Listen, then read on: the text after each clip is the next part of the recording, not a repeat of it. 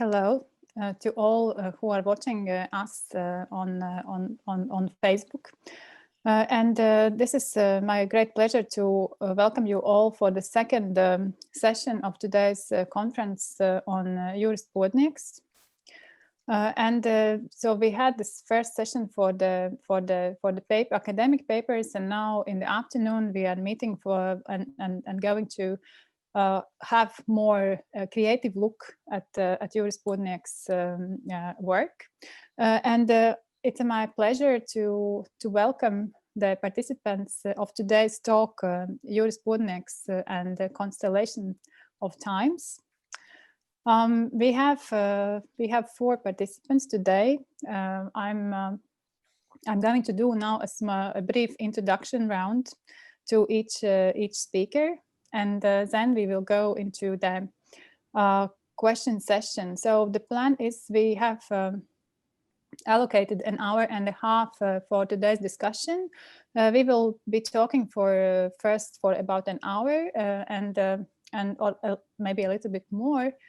And then we are also very much looking forward for your questions. You can ask your questions also at the Facebook feed on Academy's Facebook account, and I will be just checking the questions. You can also ask them in Latvian, and I can translate them for participants. But the talk, as you already can guess by now, will be held in English.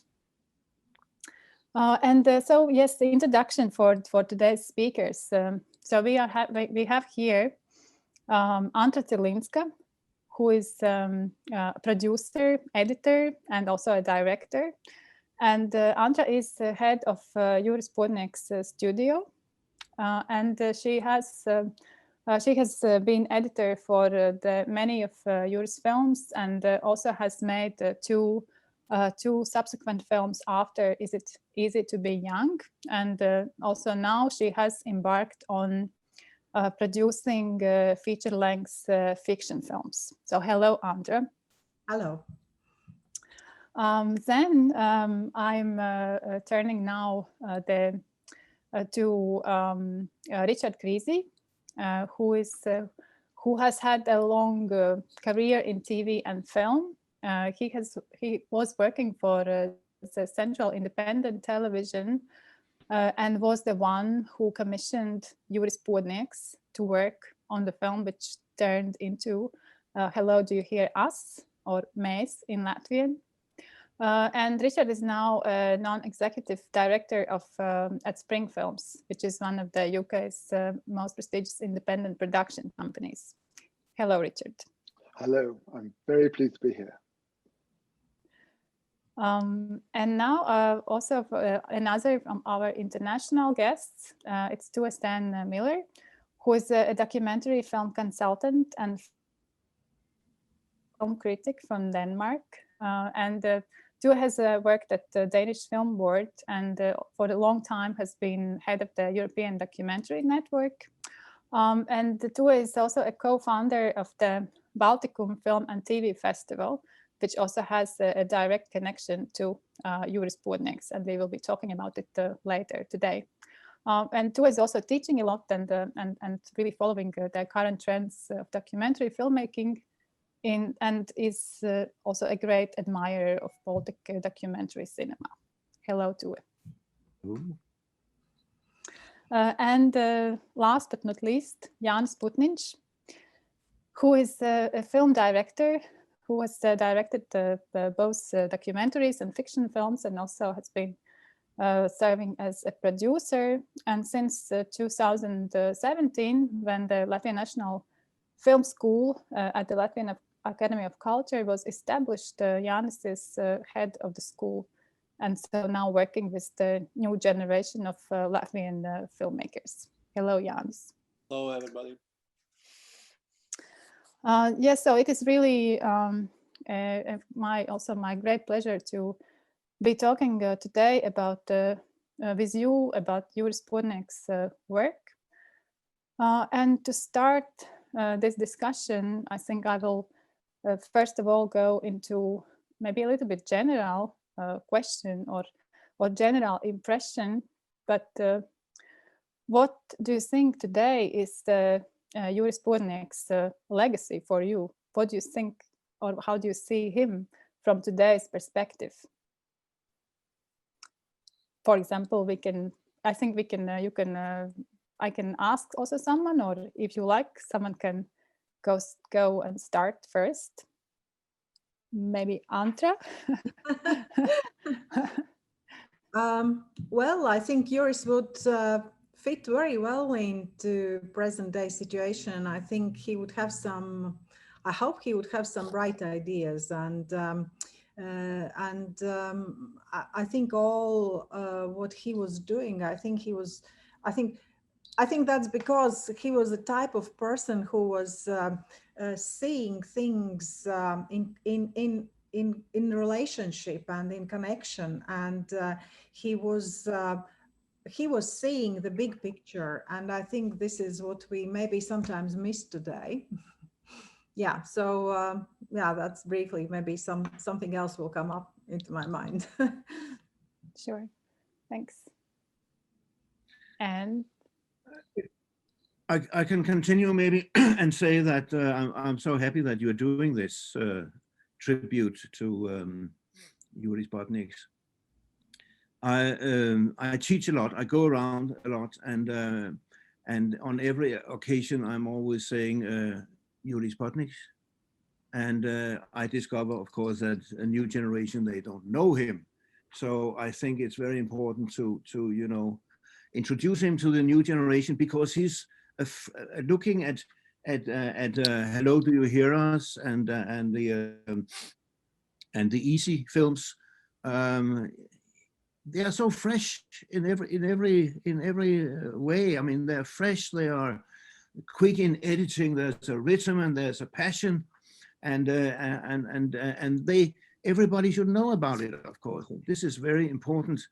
A filmmaker, not only in connection with the war, I mean the fall of the empire that he was covering, but in also as a filmmaker. And I hope that we can talk about that also.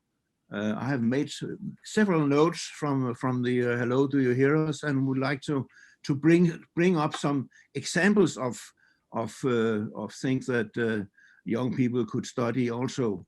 But not only young people, also older people with gray hair should, have the chance to see the films again. And I'm happy that Antra now can send gifts to everybody. And I can also tell you that it works very well with your two films, Easy films.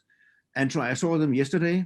Oh, you saw. And it video on demand, and it cost me altogether €5 to see the one 10 years after and 20 years after. And I mean, I was very I was very moved also to see this. Some of them going. Now I'm talking about the content. Some of them going down, and some of them going up, and some of them with a lot of energy, and some of them with no energy. It's life, and you can identify in many ways. That's all for the first little round. You too. And Richard? Okay. I think that obviously today, as he was when I first met Juris, he would be a giant among independent filmmakers. And in my job in those days, I was commissioning a lot of programs, the best programs, to be fair. We won lots of awards. And many people would bring me ideas. And what was so important about my very first meeting with Juris is he proved what I felt all the time, which is ideas are a given. All that really matters is the passion of the filmmaker. And that filmmaker's passion comes through, and therefore the idea gets told. And I think that's as true today as it was when we first met. And we'll come on later to the way in which he filmed, which was in terms of a very big broadcasting institution, which I was the head of in the documentary area. There were very definite regulations that you couldn't do. You cannot use anything but the top quality cameras, to which Juris took no notice at all and breezed into the studio with stuff shot on rather bad quality VHSs. And often that was the very best. And it reminded me later on when I was working with Douglas Adams, who wrote the book Hitchhiker's Guide to the Galaxy. And Wire magazine wanted to do a key feature article on him, and they sent a photographer over from Los Angeles just to take the few stills that they would take of Douglas. And the one they ended up using was the Polaroid, which he was using to set it all up, because that was the better picture of Douglas. And that's exactly what Juris did when I first met him all the time. And indeed, for a story we might well tell, that was the way he did it. So I think there are a lot of lessons that young people today can understand and see, and we'll come on to those as we go through.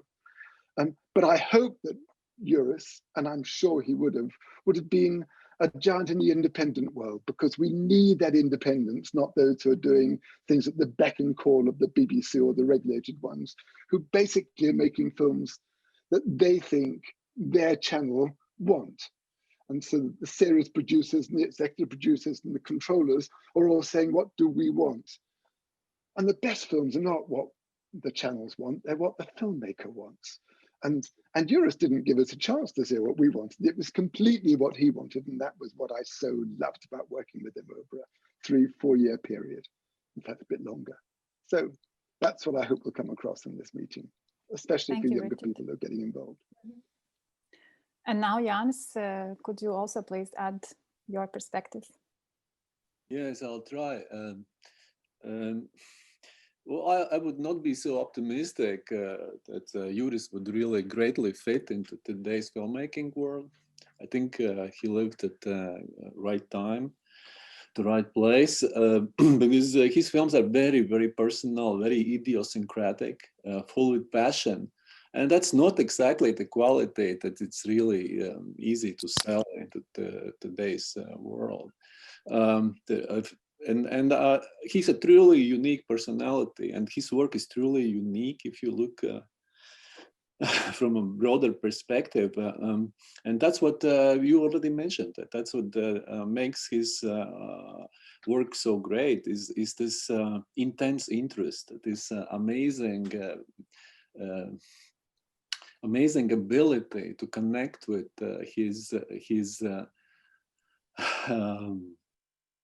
connect with people, with the subject of his interest, and always have this even relationship. It's not dominating, never dominating, and there is a lot of empathy and humility in his relationship with what he's doing, and that's also a very rare quality. And maybe that's what I would like to emphasize in regard to his work, and I am convinced that his work can be really, really inspiring for people who start filmmaking, start to make films today, because of these qualities.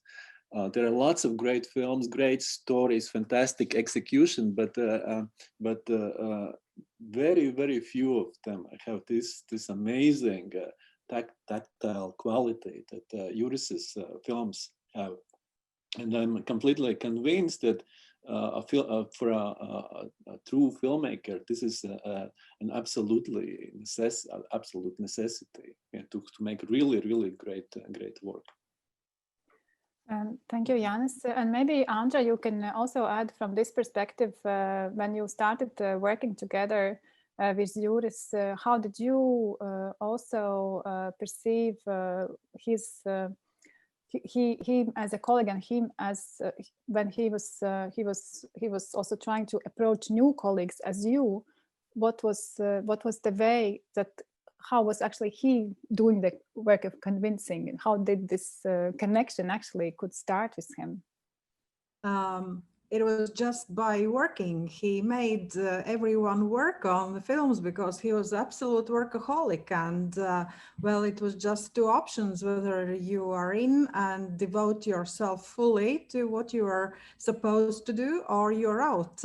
And this is actually how you can come into somehow, well, all this relationship is based on like the idea of getting the best result out of the material. And as Juris was a kind of director who was like a hunter who went into the wood, and then he was bringing out meat, and I had to cook something out of this meat. And sometimes it was like, you know, things which didn't go together and you didn't have any idea how to put it all together.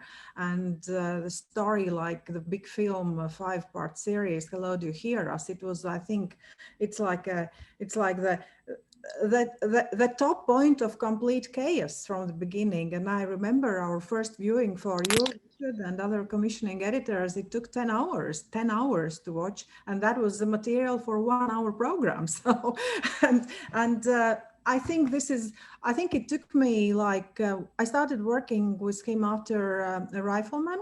And we did some smaller films, and I think it was on already Sisyphus Rolls a Stone. It was the second film when I understood how I can participate in it, because Juris needed like, you know, like thinking partner, a partner with whom he can play with thoughts. And he once he really brought me to tears, and he said, well, if you don't know how to make something out of this, then I don't need you. I don't need just you know, a person who can stick two ends of the film together. These days we were still, you know, working with on the film, and we were editing with something like, you know, you had to glue it together then with the end. Okay, I felt very offended, and I cried a little bit, and then I thought over, and I said, okay, you go home and see you tomorrow. And I spent the whole night fighting with this episode, and actually it was very badly shot, and actually Juris himself didn't know what to do with it.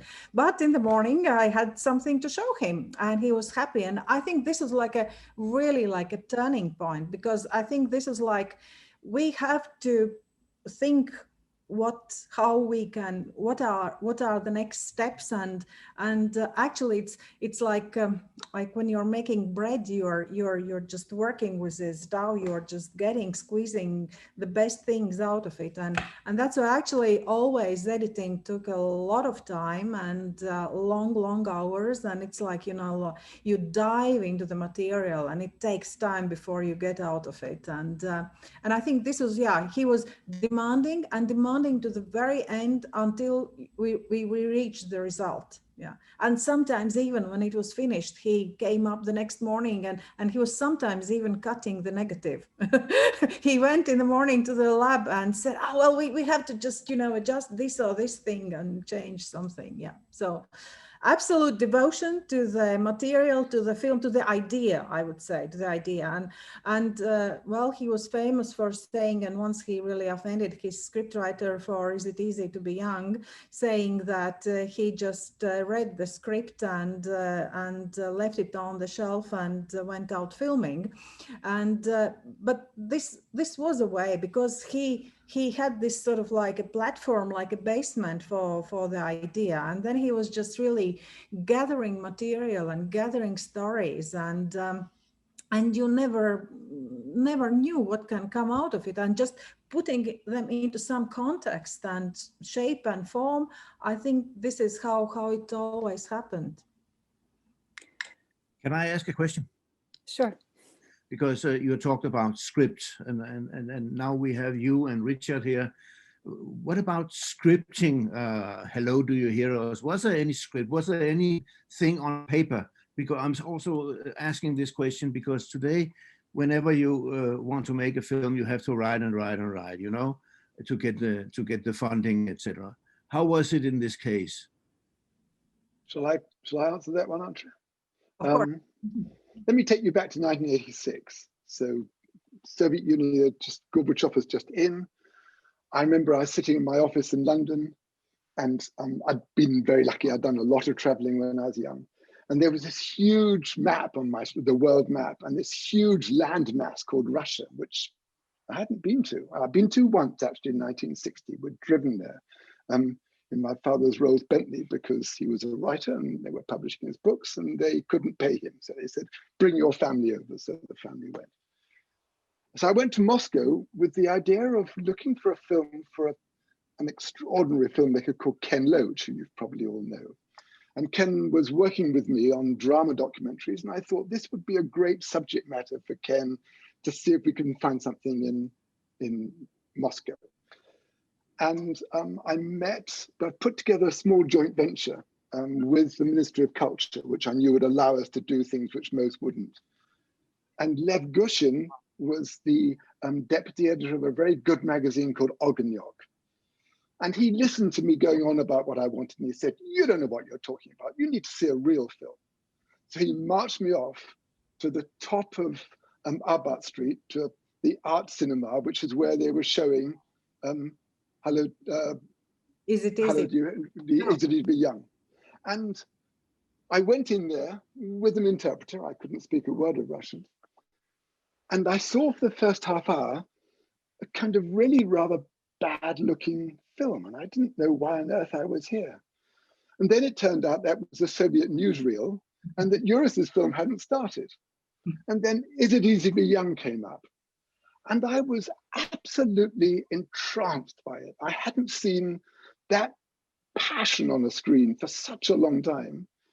And I was, at that time, the boss. I could commission anything I wanted. There was no one to ask. There was no committee. There were no one, just me. And I walked out and said, I'd love to meet with Juris. And it was Wednesday. And they said, well, we might be able to get him down from Riga. And I said, fine, if you can, I'd love it. And the first time I met Juris, I said, Juris, I'll give you a camera, we'll pay for. I'll give you £80,000. I'll give you an edit suite for as long as you want it, on any subject you like. So in answer to your question too, in those particular days, which are very different from now, I suspect, it was just me seeing something astonishing, recognizing extraordinary filmmaker, and saying, make it. Now, from Juris's point of view, this was quite difficult because he'd been nudged into what he should be making, I suspect, by studio bosses and Riga Film and the system, and then he had to find his way out of it. So the fact I was saying, you tell me what you want, was quite difficult. And then 3 or 4 weeks later, I came back and I went to Riga, and I went to see him at work in his Riga studios. And he was showing me the rushes of a film he'd just made. And I suddenly understood why he was so extraordinary, because he was using all the material he could, whether it be 35mm, 60mm, if he could grab a VHS camera, which was very new in those days, he'd shove that in and get it filmed. And so the energy made me understand that what was really needed was someone who could work alongside him. And in my experience, that someone was always two. There was a camera person, and I used to have some very, very good cameramen. Chris Menges was a cameraman I used in a huge amount, and some really great editors. And I knew that if I asked another editor to do it, that wouldn't work. So Antra, can you come and edit? And that was how it started, with me realizing that Juris did need people around him who could do extraordinary things. But my job was to keep the kind of big bureaucracy off his back. And there were difficulties with that, because I sold the idea to the people who schedule all the films, and they were terribly excited about a big film in Soviet Union, and no one's done it before. And by the time we came up with something which was worth looking at, the BBC had won an award, Yorkshire Television had won an award, and our film hadn't even seen the screen. So there were lots of grumbles going on until out came the films, and it proved to be as magic as we thought it would be. But that's how it started. And just to follow up, it was screened at what time of the hour? And do you remember how many people saw it? Was it a big hit in the UK? Well, the answer is, on the one hand, yes. On the other hand, we were very different days back then. There were only 4 channels. Channel 5 hadn't started. There was only BBC 1, BBC 2, and ITV. ITV was meant to be the commercial one, but in the documentary area, we had to make films which were going to challenge those on BBC 1 and those on BBC 2. And it was just while Channel 4 was starting up, and I knew the director of programs at Channel 4 pretty well too. So in answer to your questions, we were ITV. ITV in those days, with not much competition, got a big audience. I think it was 9 o'clock, I think, Antra, which when we managed to get the slot with relative ease. I refused to look at ratings because it seemed to me that they dogged all the kind of senior people like me, and we were giving all the ratings things. I'm happily dyslexic, so I don't need to read much of the stuff which I'm put in front of, and ratings was a good excuse. I don't read those things. It got a huge response. And by this time, Channel 4 had already agreed to take the next 4 programs. So in answer to your question, it did very well. Whether it done as well today, when we've got so many different channels, I don't know. But I think we're finding a way in which we get more towards niche programming, which is watched. But it was immediately recognized at the force it really was. And that's why it won all the Pre-Italias and the BAFTAs and everything else, because it was clearly extraordinary. But extraordinary because it took so long to make. It really was mature. Could you please also maybe elaborate a little bit more on this?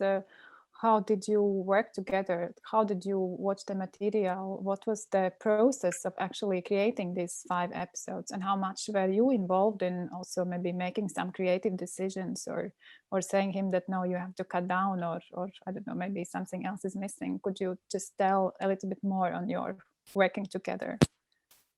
Yes, let me try. I was in a very privileged position. I was responsible at that time for about 400 programs a year. I was personally involved in half a dozen, one of which was Juris's. I had been elevated to this absurdly good job at a tender age of 33, and I'd gone from being a researcher investigator to an executive producer stroke head of department. And I knew that if you went down the normal way of commissioning programs, I would be chucked out immediately. My father was a writer, so I, in the very early days, decided that I had to change the attitude of commissioning programs to that of a publisher to a writer. The most important person in the publishing ethic in the world of publishing is the writer. And the publisher, in my dad's books, didn't even get a name on it. It was just published on the spine of the novel. So I thought of myself as a publisher. My relationship with Juris was that as a publisher. All I needed to check was that Antra and the others who were much more involved were there. And I had a very great assistant executive producer called Roger James. And Roger James had gone up, and very unusually, I'd asked Roger James, who was one of the best film editors I've ever come across, to become a producer. And he leapt from film editing to producing.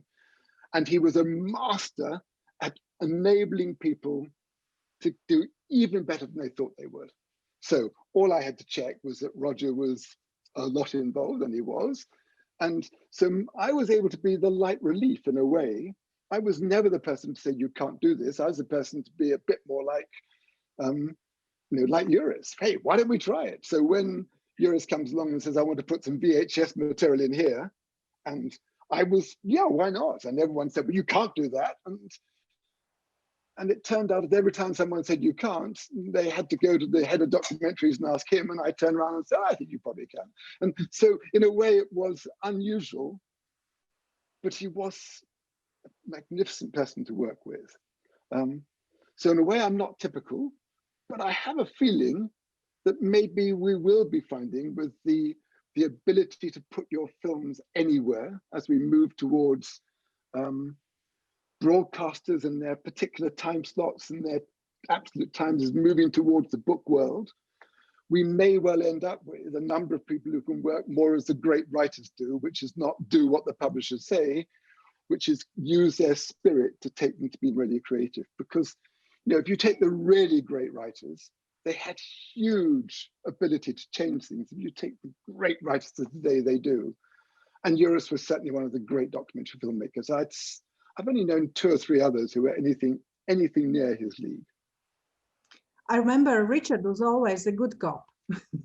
Richard never said no. I think you had split, and it was our production manager, Jackie, who was always worried about, but actually I have to say, Juris, with his charisma, I think he had some power, or how to say, he really, I think there were a lot of times, there were really difficult situations, difficult decisions to be made. Are we going to continue? Should we be closed down, or should we be sent out and back and never come back? So, but it always somehow found that the right decision was made. And I don't ever remember, I don't remember any moments when Richard said, no, it's impossible, just do this or that, never. So I think it was something which made you believe and trust him, this crazy person who was just coming up with materials, and it was always, the problem was when Juris said, I have to go back to the Soviet Union and film something more. I think at one point it already became pretty hard to allow him to go, because first it cost money. Then it was also, in a way, sometimes it was too much for the KGB offices all around the Soviet Union. I remember at one stage the project was closed, and thanks God it was a British project, and the material was smuggled out, and he wasn't stopped. But so we had these moments, but they always found some solution. And I think it's always also the same thing as with me, because you just have to work the project and the result. This is what matters. And Juris somehow, well, I think that was his passion, and what really moved it ahead, moved it forward. Yes, when you want, I'm very happy to tell you the story of when it was stopped and how that happened. But before then, I think actually, you're probably right, Janice. They were particular times, and it was a very, very unique period in which things were happening. And I happened to be in exactly the right position at exactly the right time to be able to enable these things to happen. My background was that my father was very famous. He'd written 600 books. He was the world's most prolific writer. But what most people don't know is that before he wrote, and there were 400 which are still republished today, he had 740 rejections before a book was published. So I was brought up knowing you don't take no for an answer. And that when someone says, I'm going to do it, you back them if you believe they really will. So every time Juris said, I want to go back, I would know that when he went back, he'd come back with something which was worth doing. And that heritage that I'd got in my blood was very much there. And the second thing is that most heads of documentaries or executive producers have been pretty good at what they do themselves, and therefore they believe that they can in some way tell the filmmaker what to do. I was never a producer. I was certainly never a director. I worked with some of the best, and I worked with an extraordinary filmmaker who won huge numbers of awards called Michael Grigsby. And I remember when I was his cub researcher at the age of 23, and I went down to the southern states of America, Mississippi. And my job was to find a cotton plantation on which we could film. And I happened to know someone because of my past. And so we were able to film there. And then Michael would say, hey, go and look for a place we can do this next shot from. And I'd charge around with my massive enthusiasm because one day I'd become a director. And every single time, he'd look at it and smile and go somewhere else. So I knew I wasn't a director. There was no chance of me becoming a director, and therefore I was the perfect publisher. And frankly, Juris was the perfect writer in that respect. When he really wanted to do something, he meant it.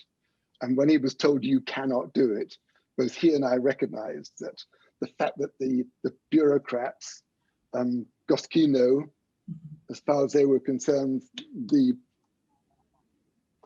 Kremlin had said no, and effectively they had, was simply another hurdle we had to get around, and that was the blockage we had. but I'm happy to go into that when you like. And Tue, you met Juris when he visited the Balticum Festival? I met Juris only because I mean, I've been Tue. I'm sorry. Yeah. I directed sorry. this to Tue. I'm sorry. I need to speak up more. Yeah, I brought this book. You can maybe see what it is. Balticum Film and Television Festival, and it was, I would say, something which changed my professional life, because we were happy to get funding to make this festival on the island of Bornholm, and we had it for 10 years, and there we met filmmakers from the region. And in '92 he came, and it was his last festival, because it was in May.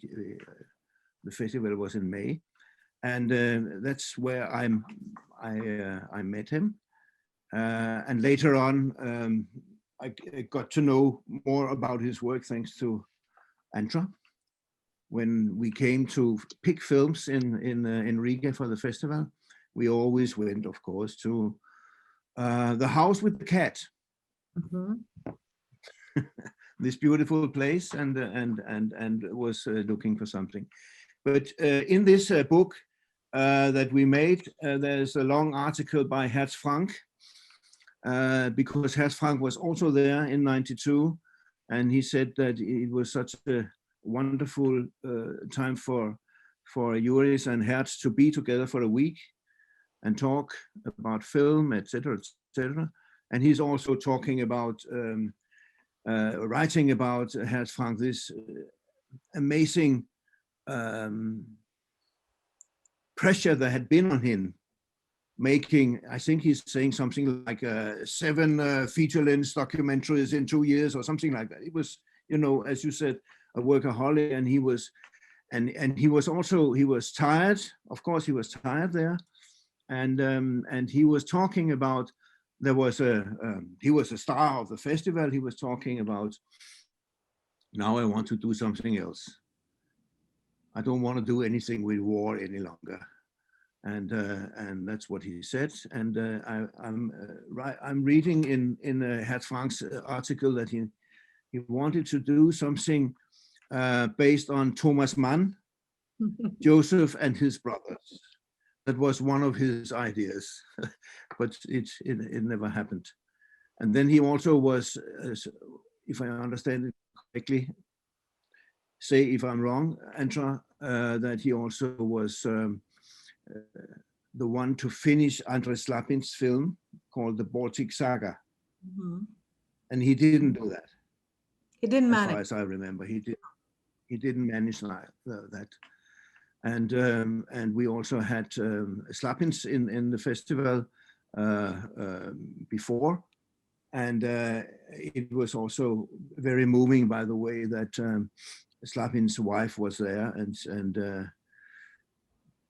was that in '92 or it must have been in '92, and she was pregnant, mm-hmm. And Andrei Slapins was not anymore on this planet. So it was, a very, very, very moving thing.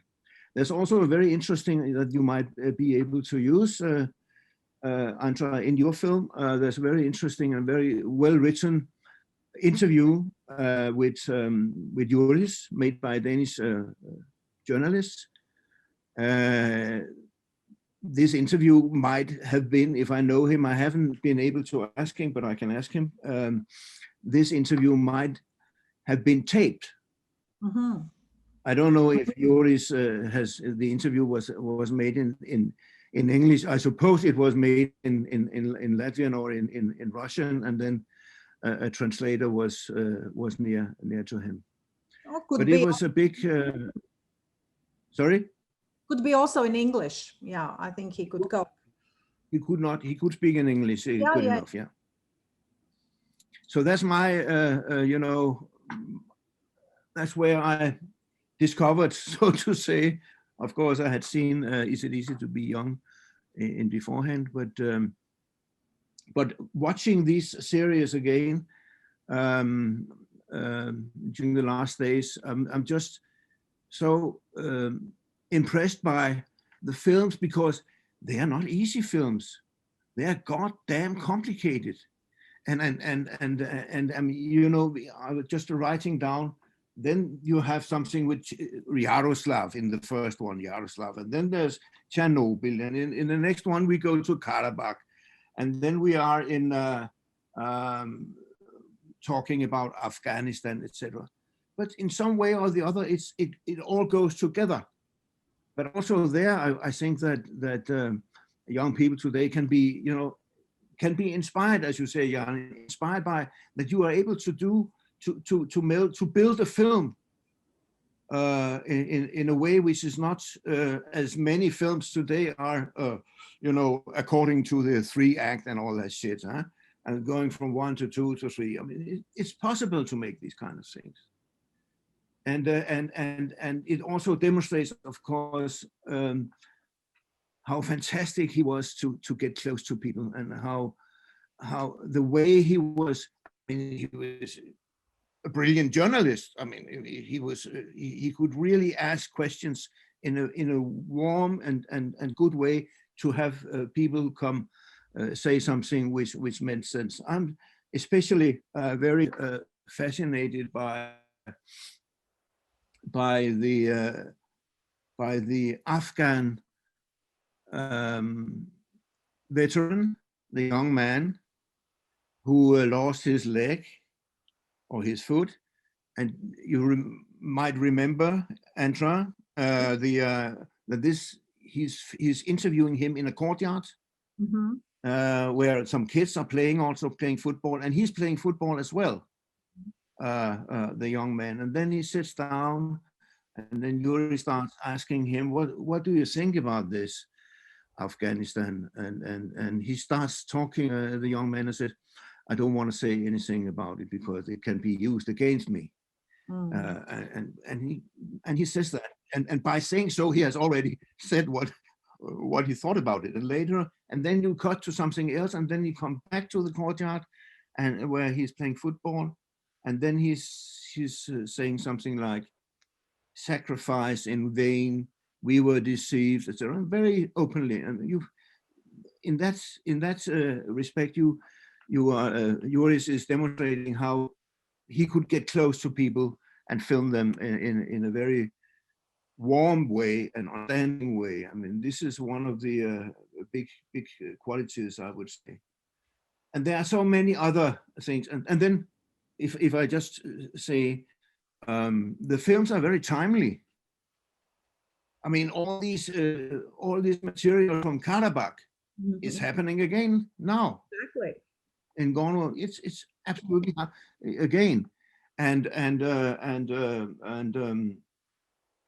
Afghanistan also, but and the Russians in Afghanistan now, it's the Russians in Syria. It's the same story.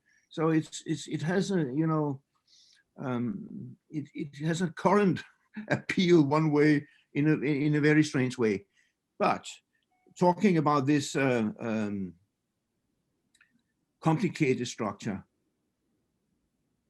the thing of putting in the composer, Rybnikov, is fantastic. He's bringing in, by having him, this guy, in his studio composing, and you see him composing the music, and you see him talking, and he's also the one who gets the last word in number 5, yes?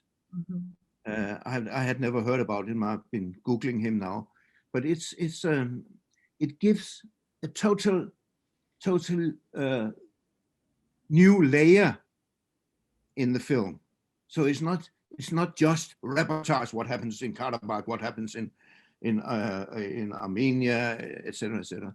It's also, you know, bringing in a humanistic, existential aspects to the films, which are fantastic. Yeah, sorry for talking too long. Can I just put in, sorry, go ahead, Antra. No, go ahead, Richard. I think that one of the huge advantages we had was that when I first went to the Soviet Union and I was going for a big project which involved WGBH and my company, Central Television, and the French, and I wanted to bring the Soviets in on a co-production to do with the nuclear age, to do with the Cold War, to do with the atomic bomb. And they just said no. And I thought they were daft to say no. So that was when I decided to set up a joint venture. And then if I get a joint venture with Goskino, then they'd have to say no to themselves. It took me 2 years. But I realized that Goskino is a pretty bureaucratic bunch. I'd got Ogniok on board, but I needed a really great independent anarchist, real person. So I got Rybnikov to become one of the founder members of that joint venture. And I didn't say to Juris, you got to use Rybnikov. It was simply putting them in one room together. And it was, from my point of view, inexorable that these two masters of their own areas would work. So that's one of the great benefits that we had when I was able to do it, in which Juris immediately, as what I call the writer, took advantage of. But that's how that happened. I think for us, the biggest problem was actually, well, number one, the thing completely new for us was working for television. Because at that time here, back at home, working for television, that was nonsense, you know. People doing films for television, well, that wasn't serious. It was just, you know, propaganda things on television. So number one, this was completely new thing. Then actually another problem was how to put all these bits and pieces into something which makes a story and a story with continuation. So actually Rybnikov was a great solution, because he was that was a process which you could sort of extend and come back to it again. And Rybnikov, I think his philosophy and his sort of very, very sort of this, you know, looking inside and talking about, you know, asking these big questions. I think this really coincided with Juris's point of view and aims and what he believed in. So I think when we discovered that Rybnikov could be sort of this bringing us through the film, I think that was the first sort of victory. And then we really started thinking about these stories, how we can come from one to another just to make this big picture. And then there was this decision made that, well, Red Hot, the first film, it went out on ITV, and the rest of the series went out on Channel 4. So actually we had again somehow to give this like how to say, like a hat for the whole series in this first film. And yeah, it wasn't easy, and it took time, and it really, we had 300 hours of sound and over 100 hours of film. Yeah, it was, and from the beginning it was like meant for 1 hour film. Yeah, it was, and you just have to work with it. And I think it took half a year to sync it up and really, you know, look through, at least for just have an idea what's in it. Can you also maybe, Antra, then a little bit more, tell a little bit more, knowing that there was so much material, and also, but did you do all the editing after the shooting was finished, or there was something also going on simultaneously, or and also then if there is so much material, how do you actually work with it? Do you watch it through? Do you make notes? Like, how was?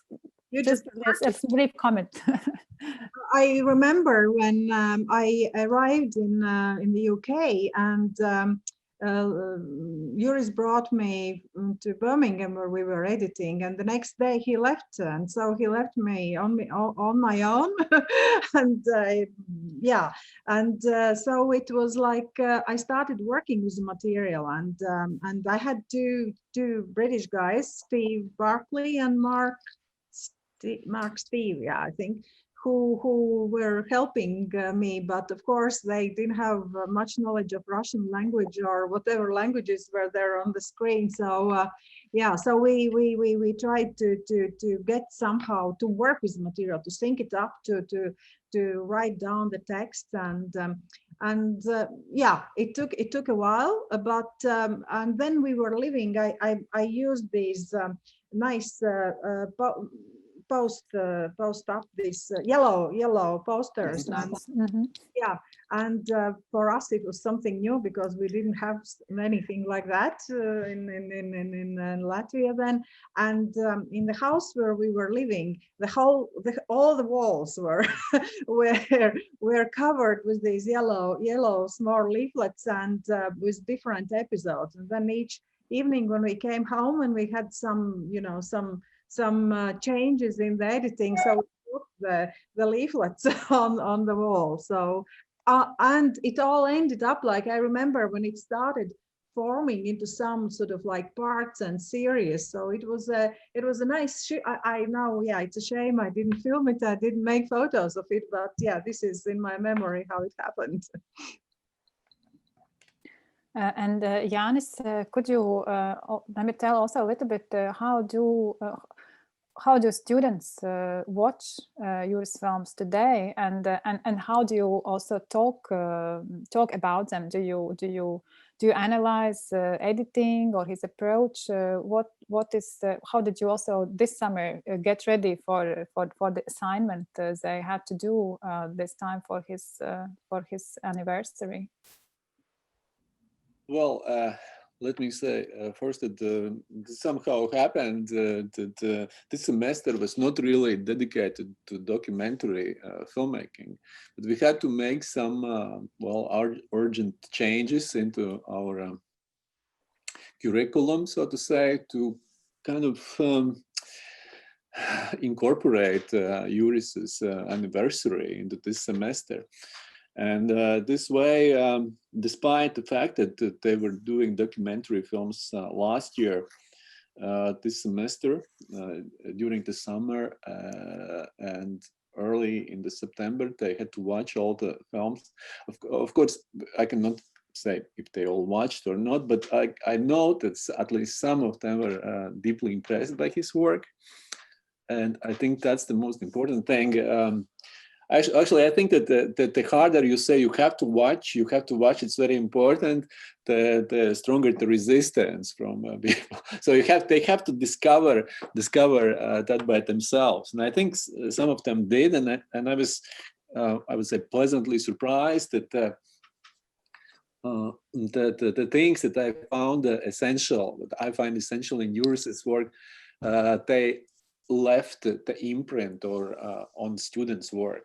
That they kind of grasped the most important thing, and that's something like I could say this authenticity, this trying to be honest, and I said that's the most important thing for a documentary filmmaker, to be honest and not try to distance from the world, and this is really an amazing quality to be.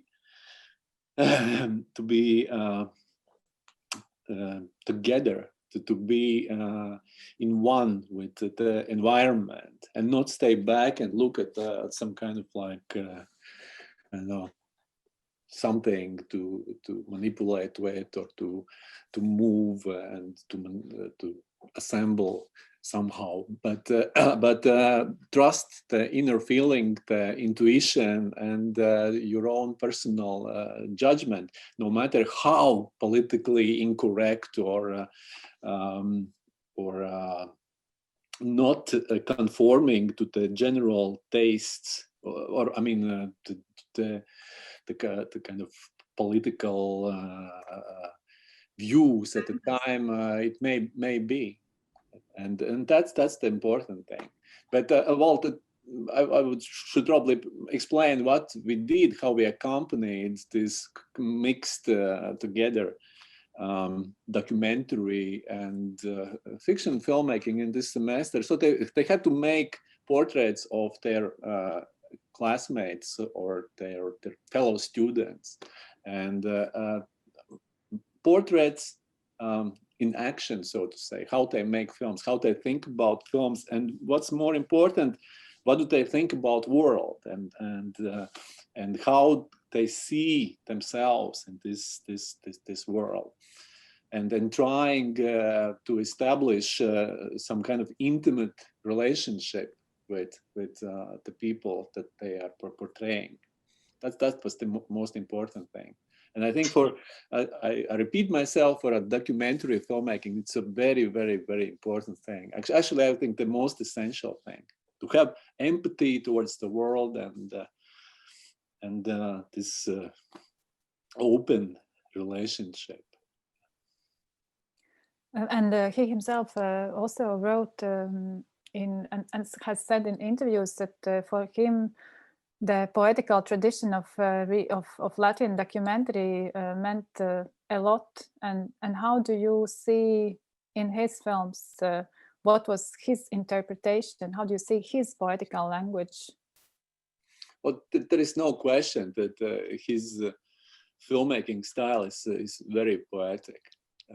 That he has this uncanny ability to see amazing things in the images, poetic things, tiny little small things that become very powerful when you put them together with other as powerful things. But they may seem insignificant looking at from a semantic narrative point of view. But then there are these tiny little things, like these glances, these some umbrellas opening, or this kind of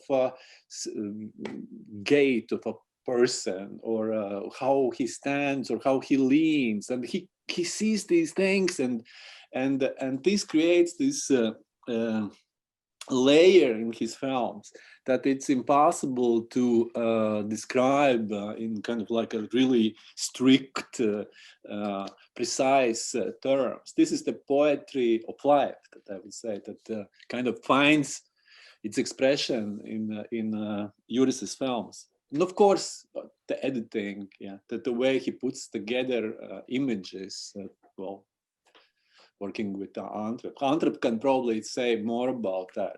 How was the process? I'm really curious how it was happening, because the decisions that's been made, of course, some of them you can see how the structure is being created and how it gels together with the previous or the next episode, but sometimes they are truly very intuitive and quite amazing, and I cannot see how can you come to this decision.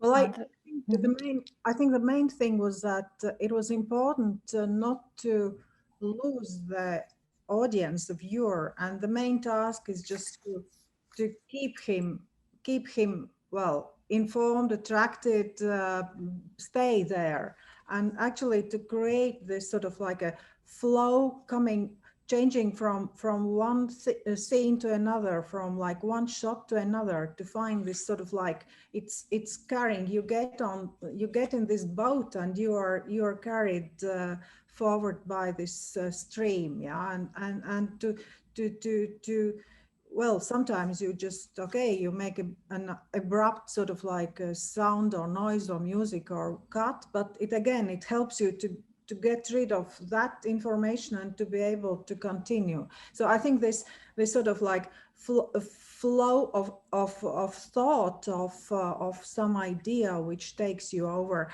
And I think the thing was important just to grab the viewer and to hold him or her through the whole story, whatever length it is. And I think it's important also, I think he had this very deep background and his feet deep into this poetic school of documentary making. But he also added, he managed to add this publicity and this sort of topicality and this sort of like present day situation nerve and the thoughts people were thinking about. And I think this is something what what made his films special, because it's not just current affair film, but it's something more, because he somehow well, what we try to do to turn this topic into some bigger image and to add something to it. So I think this is why today we can look at these films also as if it was happening, you know, because and one more thing, important thing, is that it was always happening through some personal experience and some personal story. And well, we never used any voiceovers, which was also, I think, a big thing, a big challenge actually for Richard and John Willis, and because it's at that time for also British television, it was basically all voiceover, and it's much easier to work. You just adjust the shots and someone tells you the story, but we took another path. And I remember very well when I think it was the end of Empire. That was you were at ITV or not anymore? I think it was Julian Ware at that time. Ware was most involved. Yeah. And when we showed the first cut, and we had to put the film together pretty quickly, and I remember there was a list of 80 questions, which approximately 80, which were not clear, because for us, you know, seeing Brezhnev or seeing someone else or seeing this or that, it's already clear. But, you know, it's not, and if you lose the audience, if they cannot follow, then you lose them and they will not watch the film. So I remember very well, one of the suggestions was that, okay, Juris, for this film, we definitely, you have to use the voiceover. But what we did, we were sitting and trying to understand where is the problem and what is not clear and how to make it clear. So that was always for Juris. That also happened with, I remember Roger James was coming into the cutting room on Homeland. He brought some, still remember, very nice salmon sandwiches. And we were sitting and we were really like testing, Roger, okay, tell us what you don't understand. Where is the problem? And then we try to make the story so that, you know, it becomes clear and you don't have to use the voiceover. And now I would like to turn to Richard, as already Antra said about this trying to work the way that everything is clear through the images. And in the interviews, Juris has said that it was told to him that for him the "Hello, do you hear us?" seems too journalistic. And then he replied that for him maybe, but for British television it seems maybe too poetical. And how did you find this common ground? Also, what the audience could understand, and how do you let Juris translate his vision, what he wanted to, the way he wanted to work? Well, I think it's a good question. I think it goes back to a confusion in my days when I was involved in commissioning programs, and today, this confusion between a really great documentary and a really important current affairs program. And there is a massive difference. And I think the audience is often confused about that.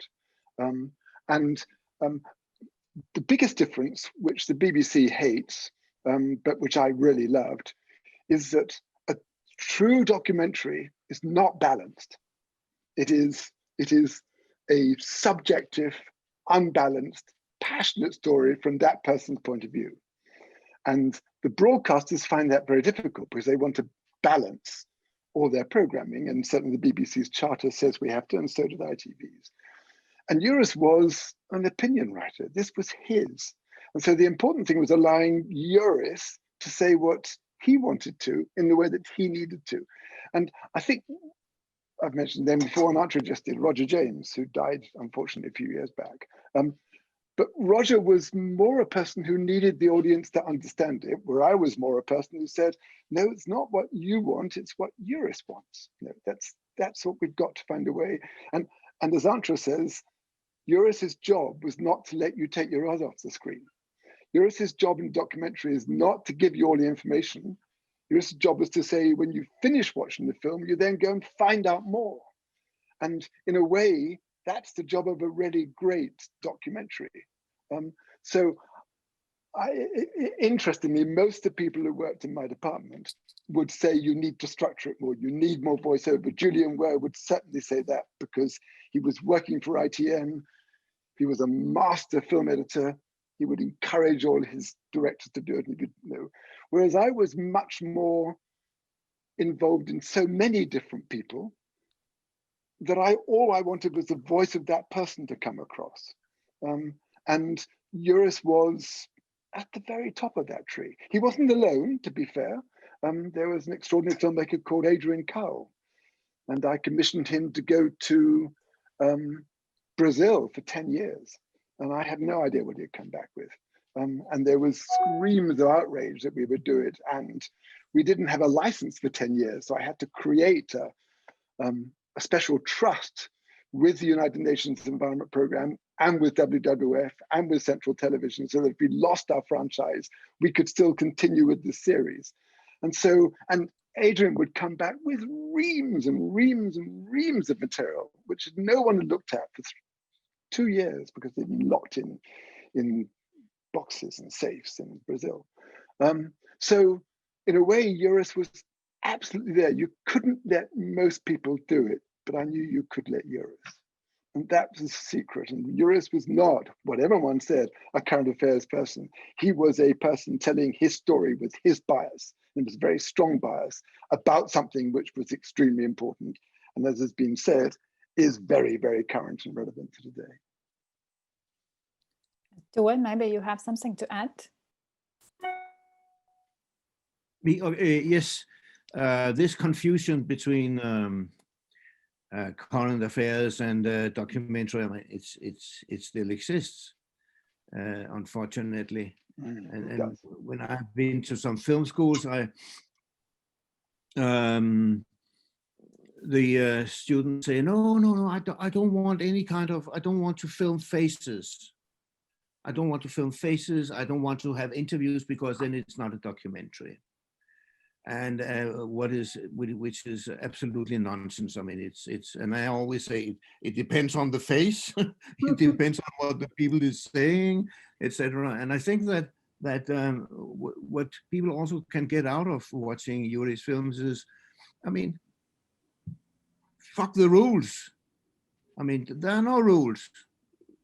If something works, like he's sitting talking to, I can't remember, but he's sitting talking to a man in a veranda in one of the films. I can't remember it. And it's so natural, and it comes in natural, and it's a good conversation. And in other places also, we see him, which is very nice actually to see him in the picture. And but in many film schools and young filmmakers, they say, no, I don't want to be in the picture. No. It's not. It shouldn't be like that. I mean, it's like, you know, there are still some, you know, bystander rules. It's getting better because television is not so important any longer. And British television, I mean, Richard, I'm sure you will agree with me. I mean, there are not many strong filmmakers coming out from England any longer, I'm afraid. I mean, Channel 4 was a very important, maybe still is for some filmmakers, Kim Longinotto or some, I don't know, but it's very difficult because the rules are very strict. And am I right or not, Richard?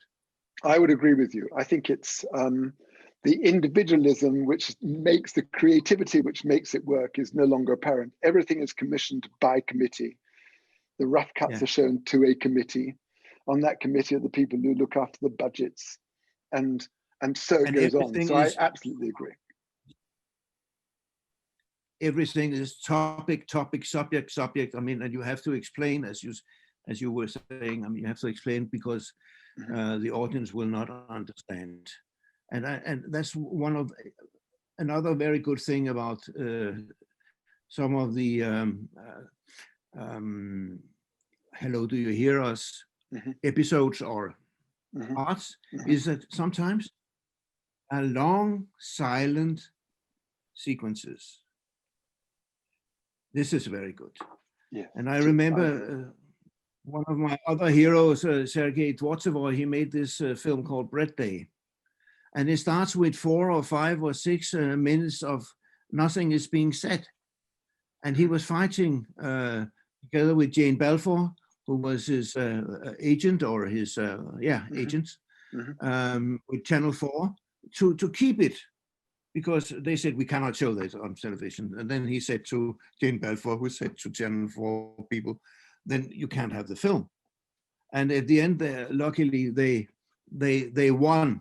And there's a long silent part in the beginning of the film where people are pushing the wagons and nothing is being said. But I don't know how it is today. I'm afraid that in many cases, people watching television today with a long sequence like that, they would think there was something wrong with their television set. The same goes if it's black and white. Oh my God, they will go, something is wrong, and they will call somebody and say, there's no color on my television set any longer. I mean, television is not so important.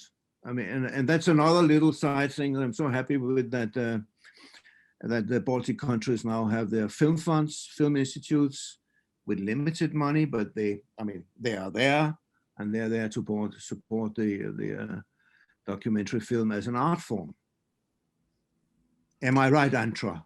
Yes, you are, and I just it made me remember the case with Homeland, and the beginning of the film Homeland is also quite slow. And when the film was shown on PBS channel in the States, they actually said, "Well, yeah, we are going to show the film, but we will just change the beginning." And Juris said, "Well, I will be," and actually, yeah, he was going to the States, and he said, I can go and help and say, no, we know better, we know. And it was like a shock. Okay, you know better how to change and what to do. So yeah, we experienced that as well. I think it's a really important point, and I think that it is so difficult to ignore the people that have commissioned it and the others, because every time someone looks at the film, including Juris's, each person looks to will have a different opinion. And the only opinion, in my view, that matters is Juris's.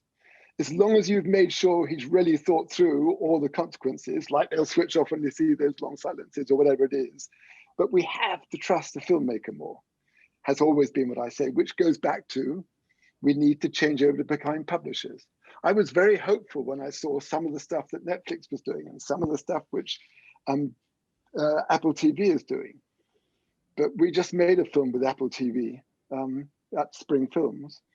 By goodness, did we have a fight to get it so it was the film that, in that case, Werner Herzog wanted to make. And they were saying, no. And eventually Werner simply said, well, that's what I'm putting out.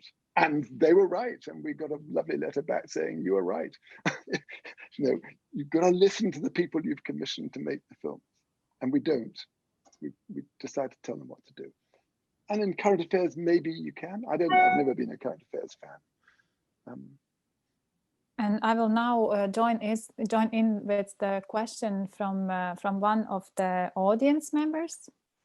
So there is a director, Liena Linde, who is also a lecturer at the Latvian Academy of Culture, is asking you all a question, which what do you think, what would be the preconditions for a similar, or for the personality like Juris Podnieks to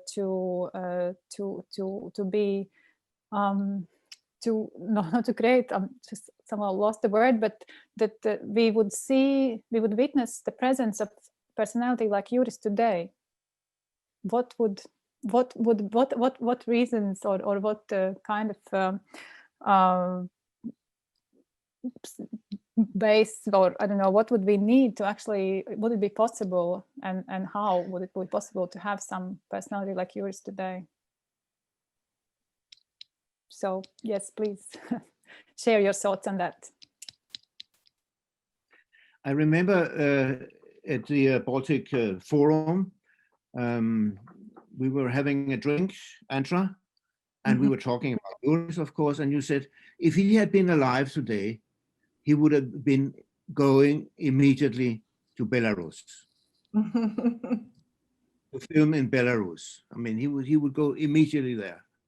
And then we can put the question in another way. Are there any Latvian filmmakers who are going to Belarus now? Are they doing something? It's your neighboring country. I mean, you don't have to answer, but it's that kind of question.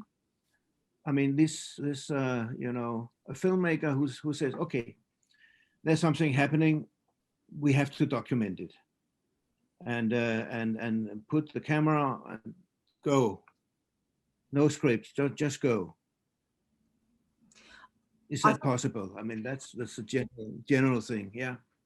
I think this is also what Juris was talking about in his last interviews, that we have lost this sort of like ability to care about other, you know, because, you know, at that moment we had just gained our independence, and what he was sort of talking about a lot, that we want to isolate ourselves and we want to build walls, and we are, you know, lucky and happy and independent here, and we don't care anymore about the big world.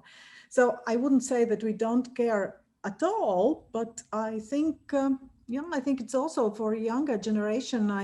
I had this discussion once about, well, when I ask young students, are you watching European films? And they say, no, we're not watching. Why not? Because they are, you know, in all these strange languages. I'm not going to watch a film in Bulgarian or Romanian. I'm saying, what? How can you say something like this? So they just don't. I think on the one hand, we have a lot of information about things, but on the other hand, our choices, the choices we make are so limited. And that means that we are, well, apparently not interested about the bigger picture. So that's my point of view. I don't know.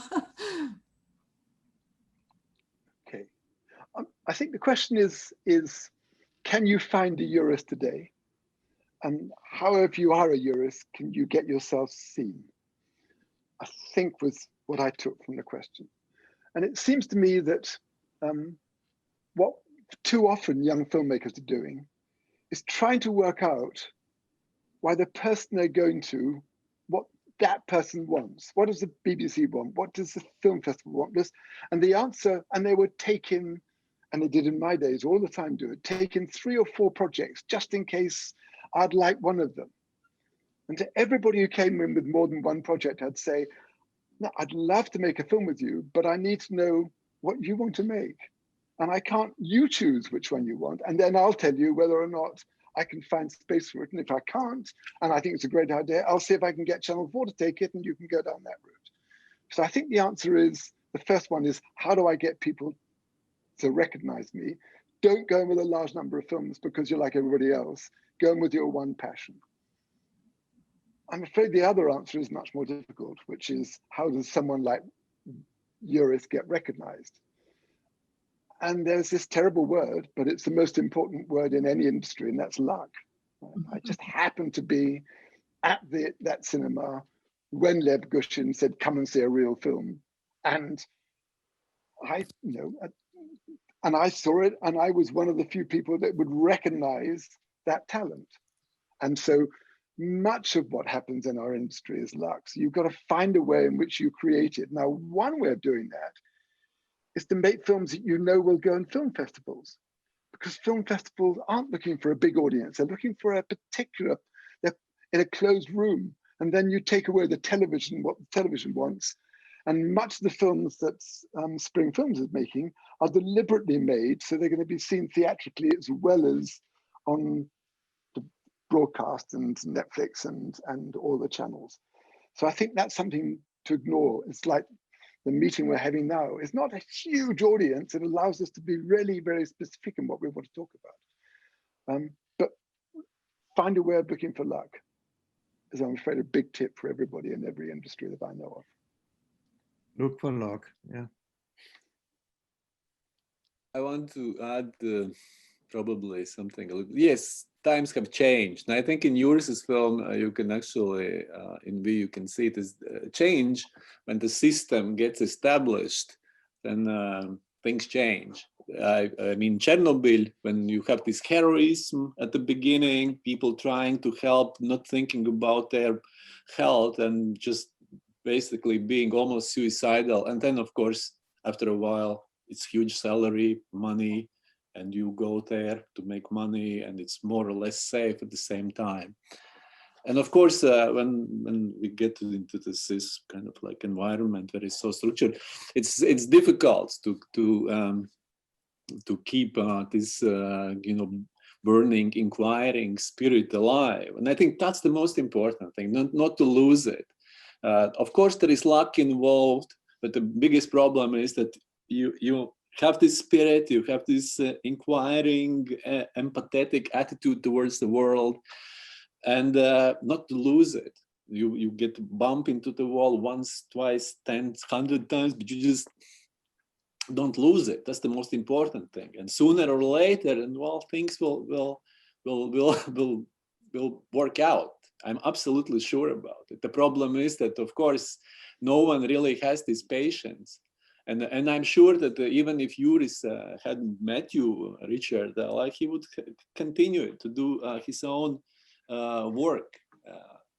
It may not be on such a grand scale as we, which is an amazing work, and I think it should really be shown more widely. I don't know how it's possible, how it would be possible, who holds the rights and how to do it, but it should definitely have some, like, I don't know, box set, Blu-ray release, and should be rediscovered. And that's what I wanted to say. Yes, it's important to keep going and not to lose the spirit.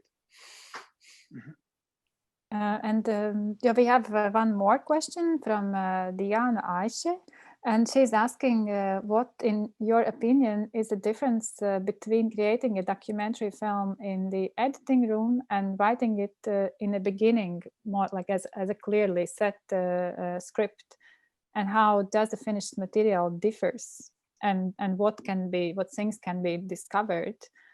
And you can also maybe look for the answers also in Juris, the context of Juris films, or also from your experience in different contexts by yourselves.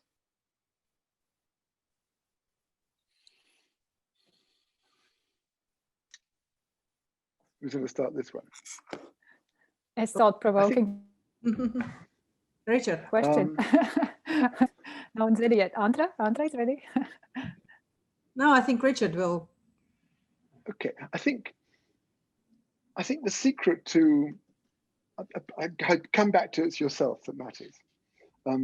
I come back to knowing you want to say something and finding a way of saying it. And in a way, that to me is the most important thing. If I look at Juris, I think Juris was slightly hemmed in by Riga Studios when he was working there before I met him.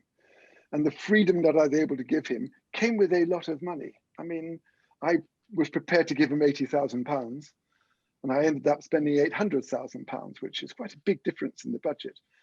But that enabled me to make 5 more films or 4 more films. And then I was also able to use that to build the joint venture I'd started, and that was able to bring in more work, and therefore it looked after itself. But that was unique.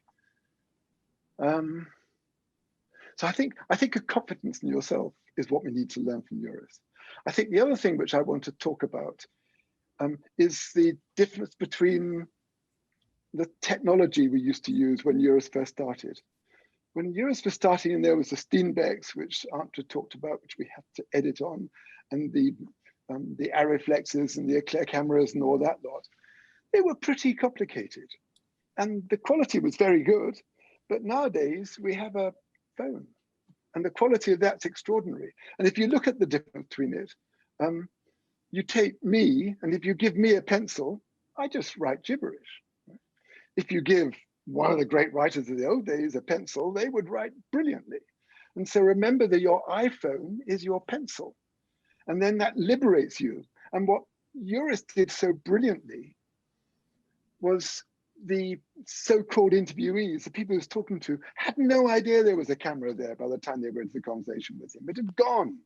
It was just talking to Juris. And it didn't matter what he was using, it was just there. And that's why he was able to get so close to people. They just were talking to him in any circumstances. Great illustration we came up with the amputee who was back from Afghanistan. He just talked. And that was Juris enabling him to do it. And that was in part Juris knowing that he had the freedom to do it and the freedom to put it in the film he wanted to. And I think those are lessons we could learn. And lessons which were taught by Juris. Okay, thank you. Does someone else want to add something, or I can also ask? There's one more question for Antra. Okay.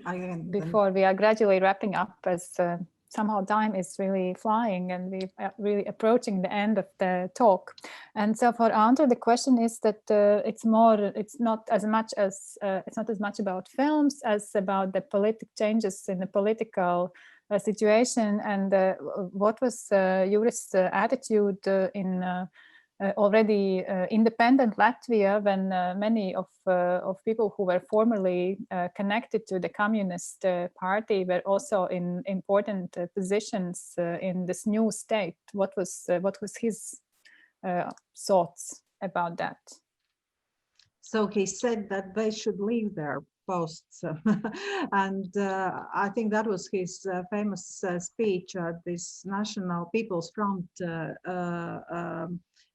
meeting, where I think it was two important points where I think he differed from all the others. One was that, hey, we shouldn't lock ourselves in just by, just making our own country. We should, he was saying, I've been in Georgia, I've been in Karabakh, I've been in Armenia, and I know what does it mean and what's happening there. We should be aware of that, so we should be informed, we should care about people there. And also he was saying that those who've been within doing these bad things during the Soviet time, they should leave their posts and not continue running the country. So that was his clear position. Yeah. And if we go back to the scripts and editing, I would say that, remember me saying that Juris always read the script and then went out filming, and then we created the new sort of like a pass or track how to because I think it's somehow you have to then fight with the material if you're just sticking to the script and working with it in the editing room. I think you should feel free to work with the material, because life always brings its changes, and also in the material. And what then I think this is a miracle, which something what you see on the screen, and this is what matters, not what you've written in the script.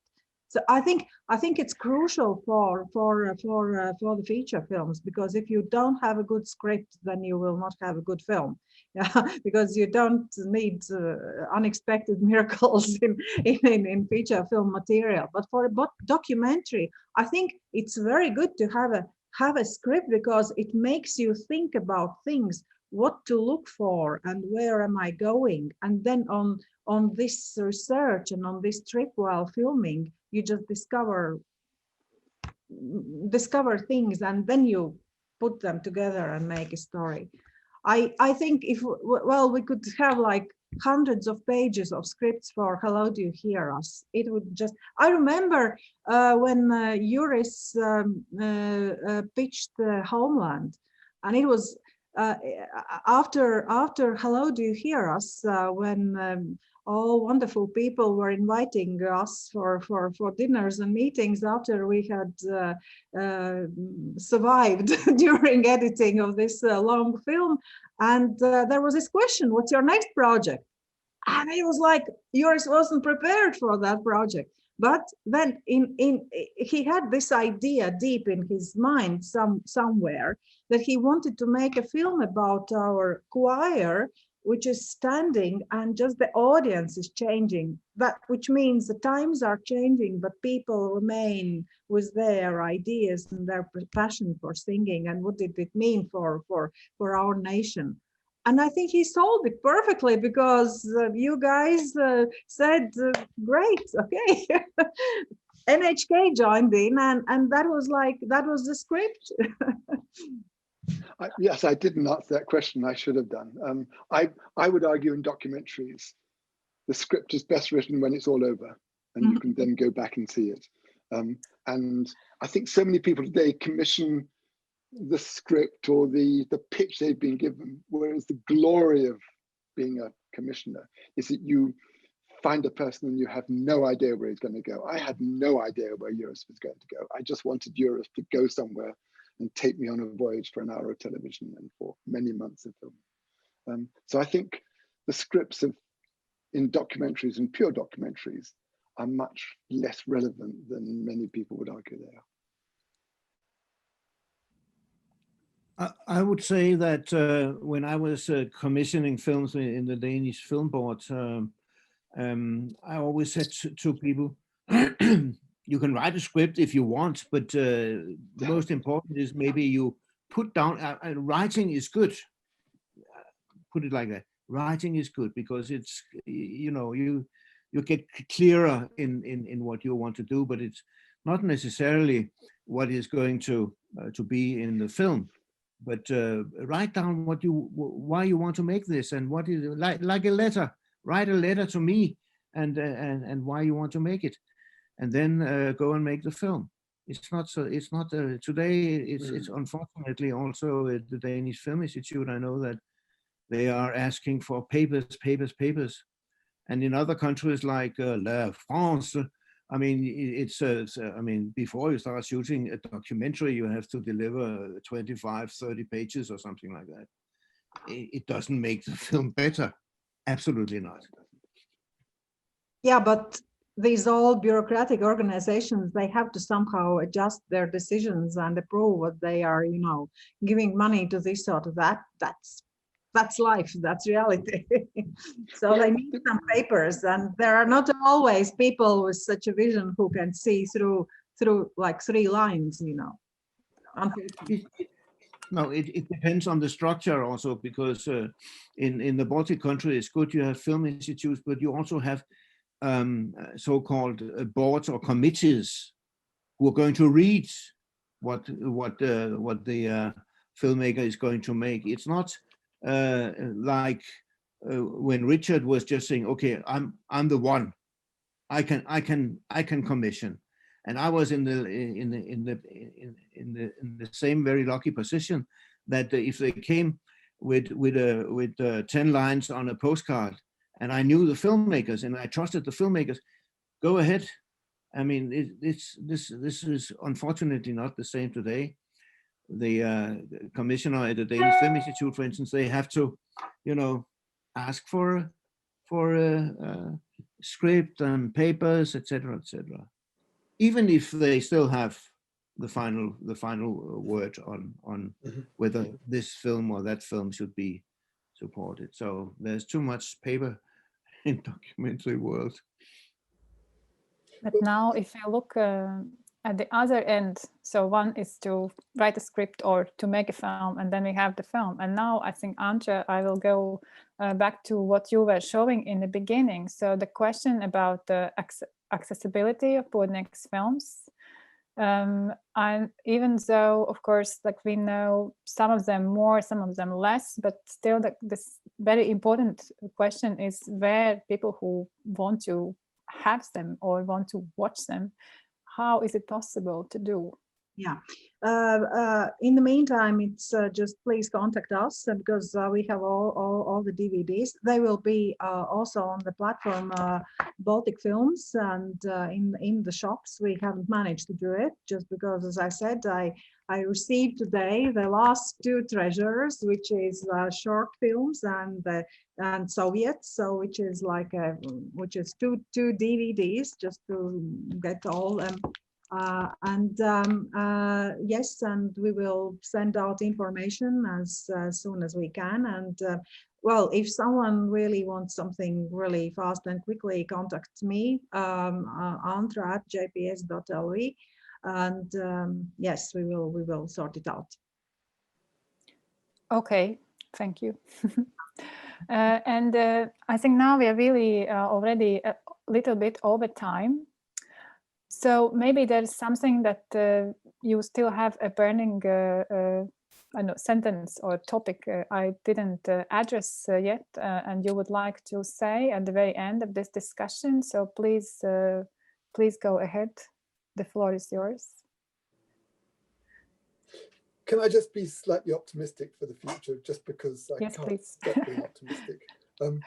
I think that the great trouble we've got today is the committees we talk about and commissioning, and therefore the need to write scripts.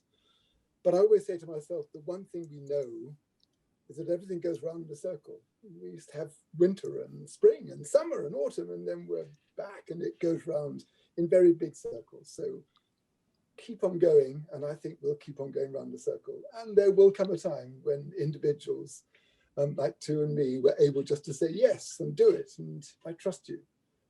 So that confidence, I'm sure, will come round. And it came for a very short while when Apple TV came along and Netflix came along.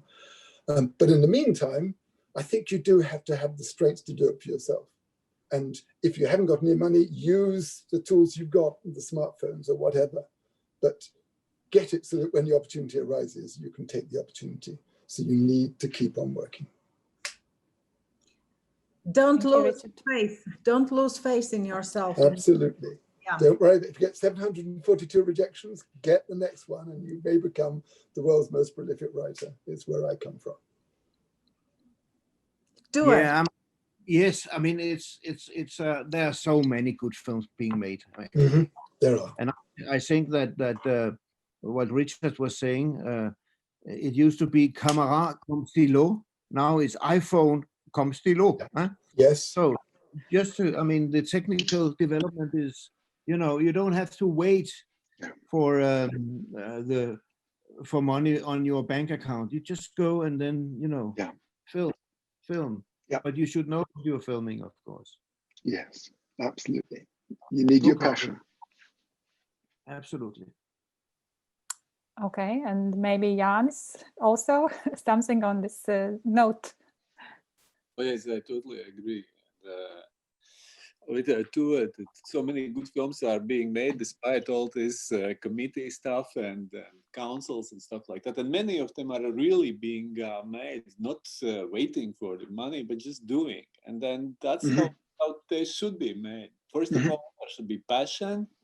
And if someone gives you money, fine, great. But first of all, passion. Just do it. And that the money will come by itself, I would say. That's, of course, well, I don't believe it, but I'm telling you, that's going to happen. You just have to have the passion and the energy and the willingness to do it. Okay. Thank you for these last comments and inspirational conclusion for the talk. And I'm really saying you very much, very big thank you for participating today.